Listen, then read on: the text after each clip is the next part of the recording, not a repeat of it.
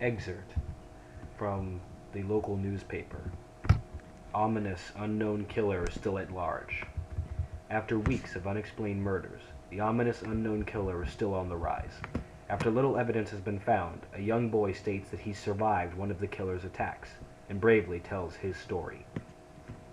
"I had a bad dream, and I woke up in the middle of the night," says the boy. "I saw that for some reason the window was open, even though I remember it being closed before I went to bed. I got up and shut it once more. Afterwards, I simply crawled under my covers and tried to get back to sleep. That's when I had a strange feeling, like someone was watching me.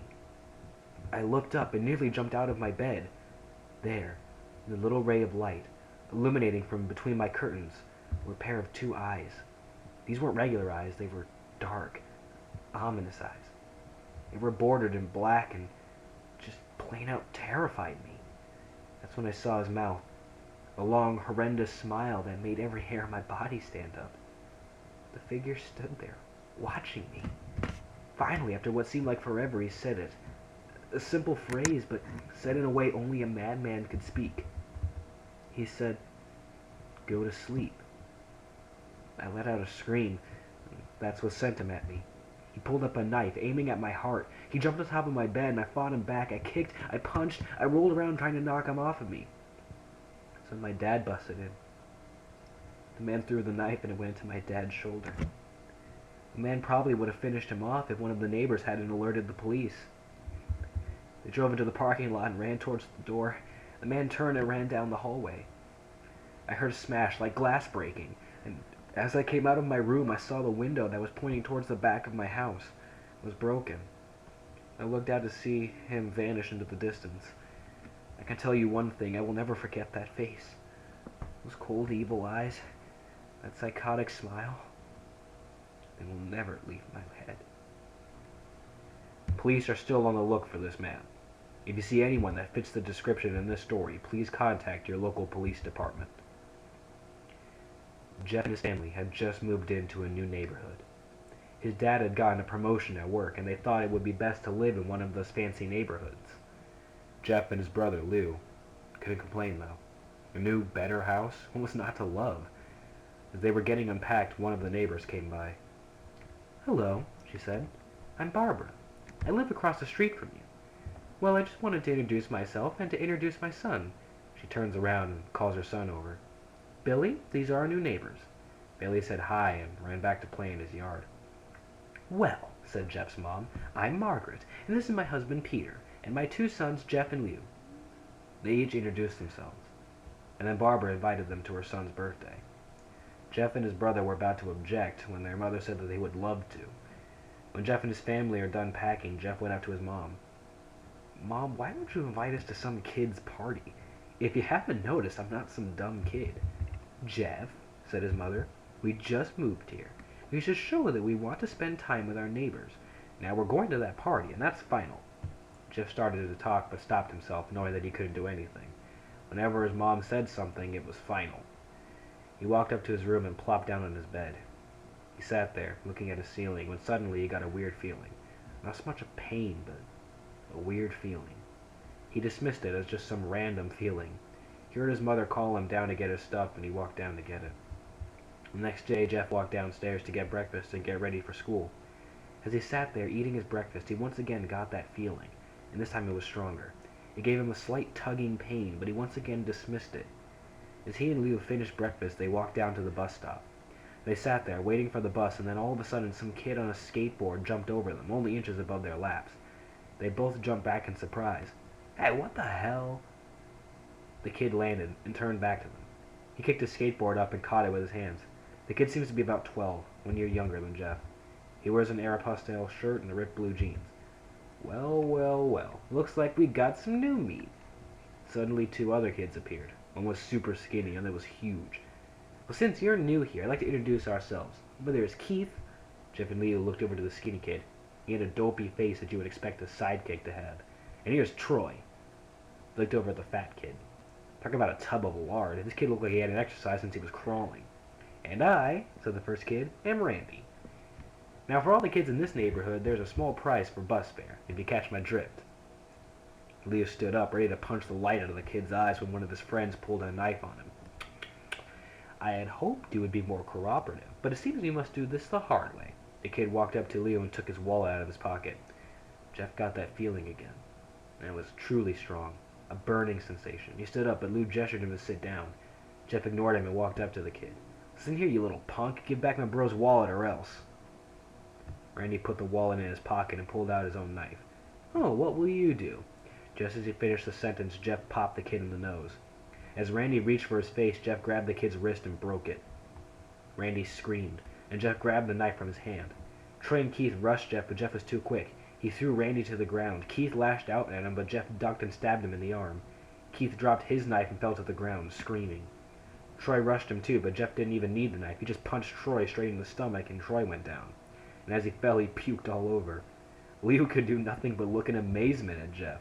Jeff, how'd you... That was all he said. They saw the bus coming and they knew they'd be blamed for the whole thing, so they started running as fast as they could. As they ran, they looked back and saw the bus driver rushing over to Randy and the others. And as Jeff and Leo made it to school, they didn't dare tell what happened. All they did was sit and listen. Leo just thought of that as his brother beating up a few kids, but Jeff knew it was more. It was something scary.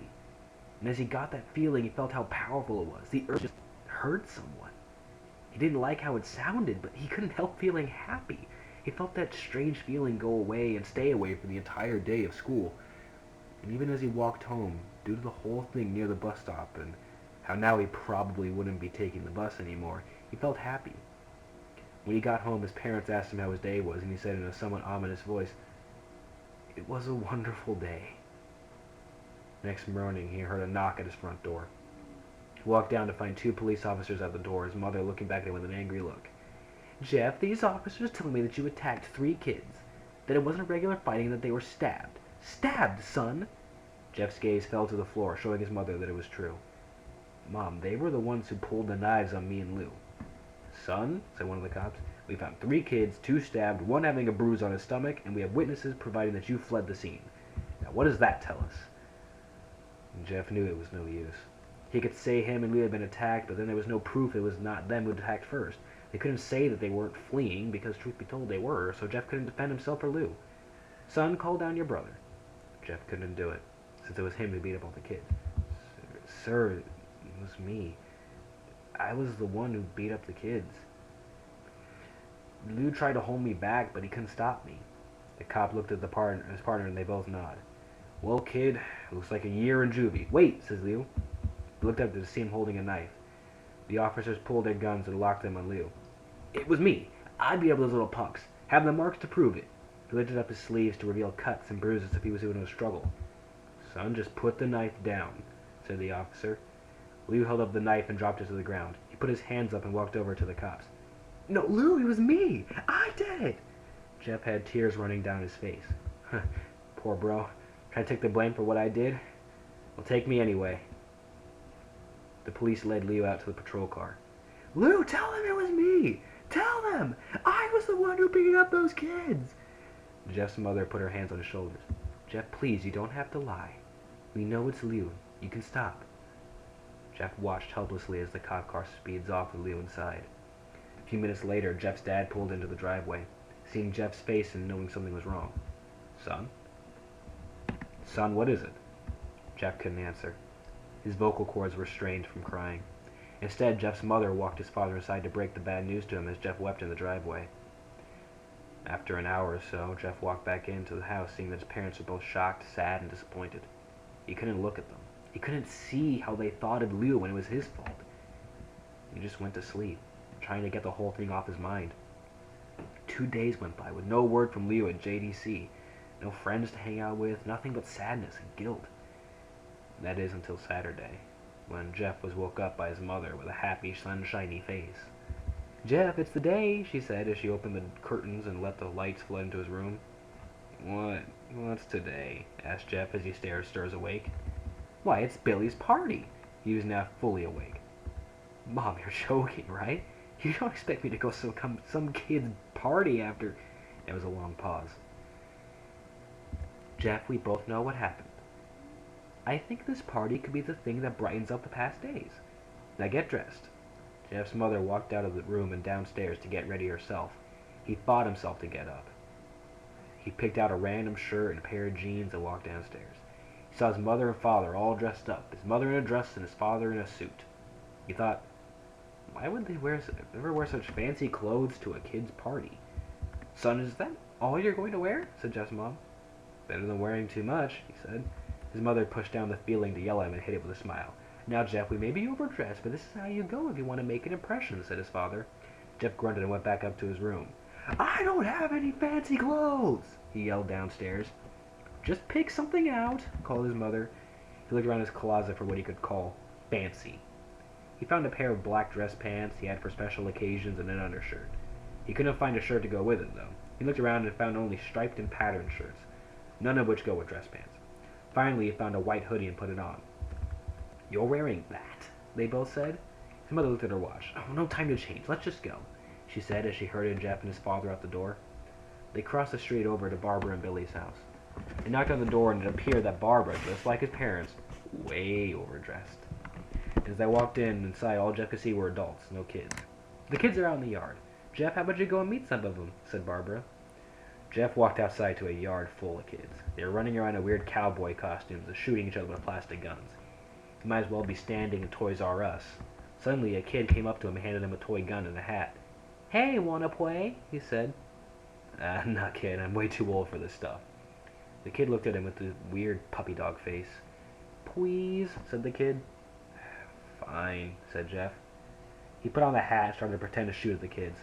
At first he thought it was totally ridiculous, but then he started to actually have fun. It might not have been super cool, but it was the first time he had done something that took his mind off of Lou. So he played with the kids for a while until he heard a noise. A weird rolling noise. Then it hit him. Randy, Troy, and Keith all jumped over the fence on their skateboards. Jeff dropped the fake gun and ripped off the hat. Randy looked at Jeff with burning hatred. Hello, Jeff, is it? He said. We have some unfinished business. Jeff saw his bruised nose. I think we're even. I beat the crap out of you, and you get my brother sent to JDC. Randy got an angry look in his eyes. Oh no. I don't go for even, I go for winning.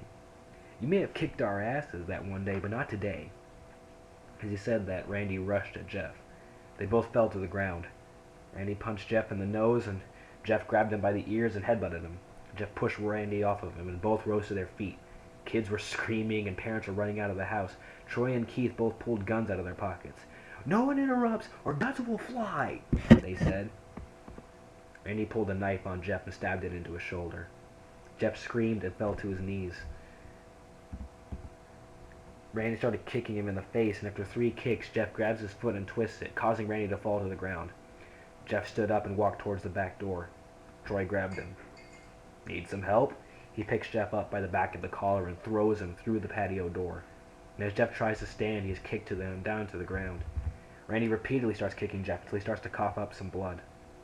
Come on, Jeff! Fight me! He picks Jeff up and throws him into the kitchen.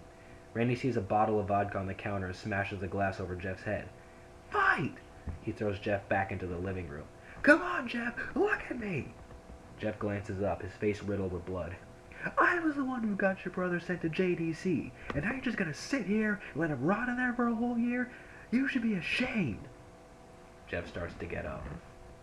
Oh, finally, you stand and fight? Jeff is now to his feet, blood and vodka on his face.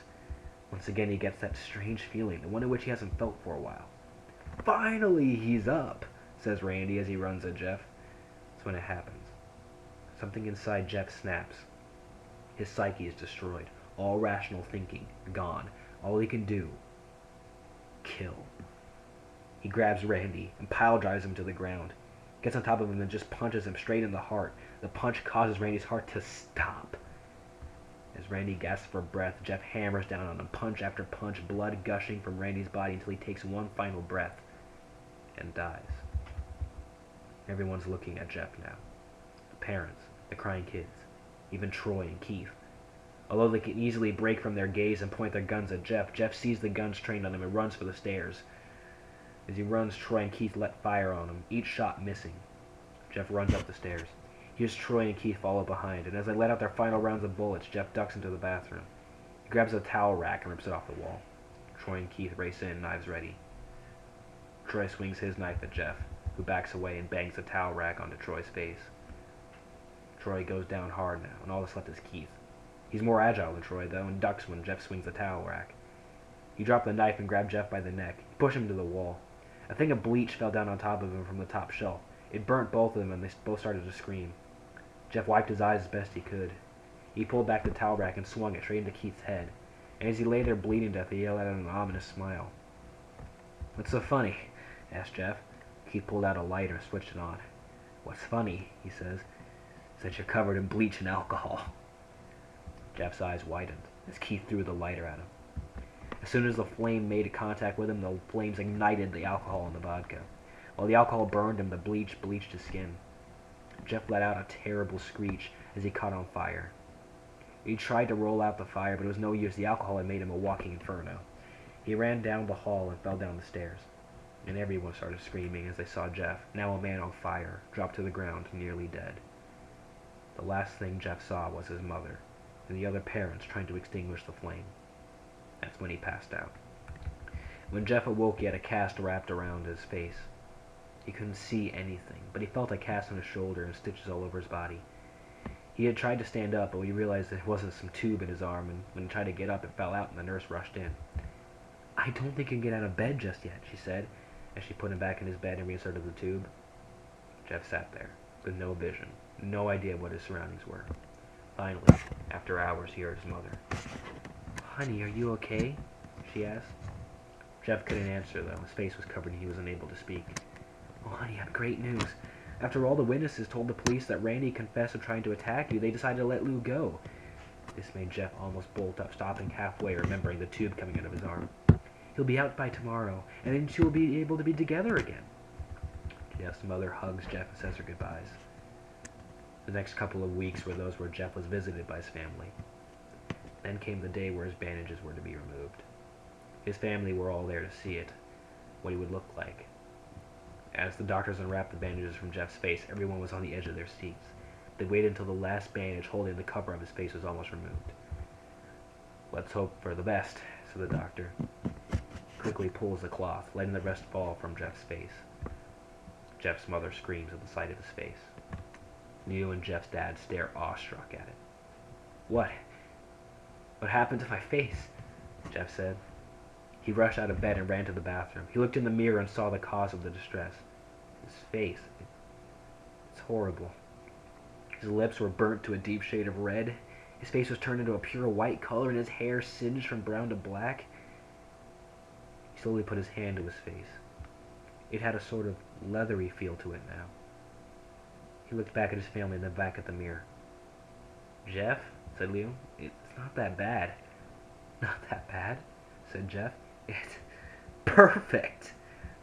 His family were equally surprised. Jeff started laughing uncontrollably. His parents noticed that his left eye and hand were twitching. "Jeff, are you okay?" "Okay? I've never felt more happy." "Look at me. This face goes perfectly with me." He couldn't stop laughing. He stroked his face, feeling it, looking at it in the mirror. What cause this? Well, you may recall that when Jeff was fighting Randy, something in his mind, his sanity, snapped. Now he was left a crazy, killing machine. That is, his parents didn't know. "Doctor," said Jeff's mom, "is my son all right, in the head?" "Oh yes, this behavior is typical for patients that have taken very large amounts of painkillers. If his behavior doesn't change in a few weeks, bring him back here and we'll give him a psychological test." "Thank you, doctor." Jeff's mother went over to Jeff. "Jeff, sweetie, it's time to go." Jeff looks away from the mirror.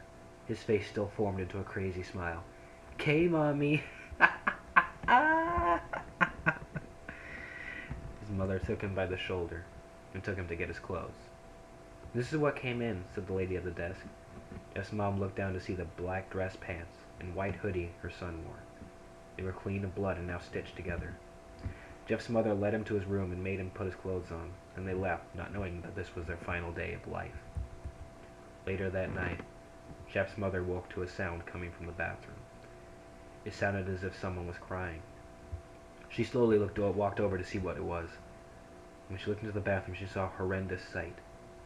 Jeff had taken a knife and carved a smile into his cheeks. "Jeff, what are you doing?" asked his mother. Jeff looked over to his mother. "I couldn't keep smiling, Mommy. It hurt after a while. Now I can smile forever." Jeff's mother noticed his eyes ringed in black. "Jeff, your eyes!" His eyes were seemingly never closing. "I couldn't see my face. I got tired and my eyes started to close. I burned out the eyelids so I could forever see myself in a new face."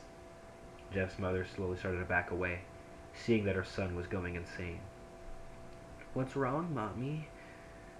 Aren't I beautiful?" "Yes, son," she said. "Yes, you are. Let me go get Daddy so he can see your face." She ran into the room and shook Jeff's dad from his sleep. "Honey, get the gun. She stopped. She saw Jeff in the doorway holding a knife. "Mommy, you lied."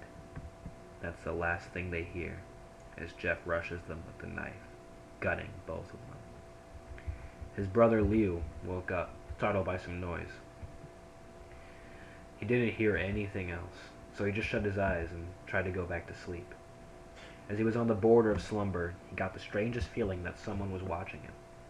He looked up before Jeff's hand covered his mouth. He slowly raised the knife, ready to plunge it into Liu. Liu thrashed here and there, trying to escape Jeff's grip. "Shh," Jeff said.